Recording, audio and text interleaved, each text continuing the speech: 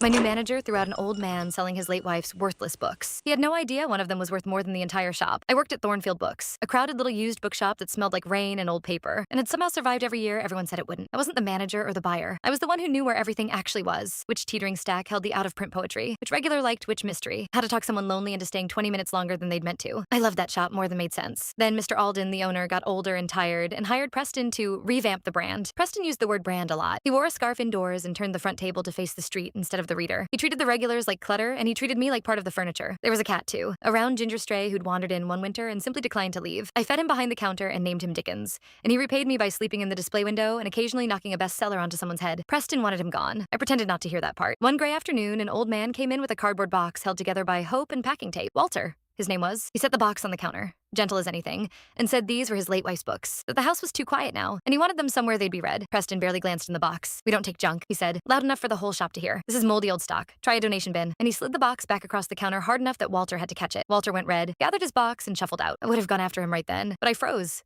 The way you freeze when you're scared of making it worse. It was Dickens who moved. That fat ginger cat hopped off the windowsill and trotted straight out the propped open door after Walter, tail up. I went after the cat. That's the only reason I ended up on the bench outside, where Walter was sitting with the box on his knees, blinking hard at nothing. Dickens climbed right into his lap, and Walter laughed, this small, wet laugh, and started to cry, and petted the cat, and I sat down beside him because what else do you do? So we went through the box together, just the two of us and the cat, on a bench in the cold. He told me about each one, where they'd bought it, what she'd thought of it, and near the bottom, wrapped in a tea towel, was a slim first edition with an author's inscription on the flyleaf, in ink to his wife, from a signing 30 years before. I knew enough to know my hands were shaking. I told him the truth, that this one was rare, that he should never let anyone lowball him, that it might be worth a very great deal. He looked at it a long moment, then he said he didn't want it going to a stranger. He wanted it sold by someone who'd been kind to his wife's memory. By me, through Thornfield. The sale took a few weeks. A collector paid more for that single book than the shop cleared in a good year. It kept Thornfield's doors open through the winter. And on the afternoon it all closed, Preston appeared at Mr. Alden's elbow, taking the credit the way he always did. His sourcing, his eye, his revamp. He was mid-sentence when the shop bell rang and Walter walked in to sign the last of the paperwork. Walter looked at Preston, then he looked at Mr. Alden and said quietly, "This is the young man who called my wife's books junk and shoved them off the counter. And that," he nodded at me, "is the young woman who sat on a bench with me for an hour. I only agreed to sell because of her, not him." Mr. Alden had known me 9 years. He didn't need long to do the math. Preston moved on to new opportunities by the end of the month. I run the buying now, and the front table faces the reader again. Dickens still sleeps in the window,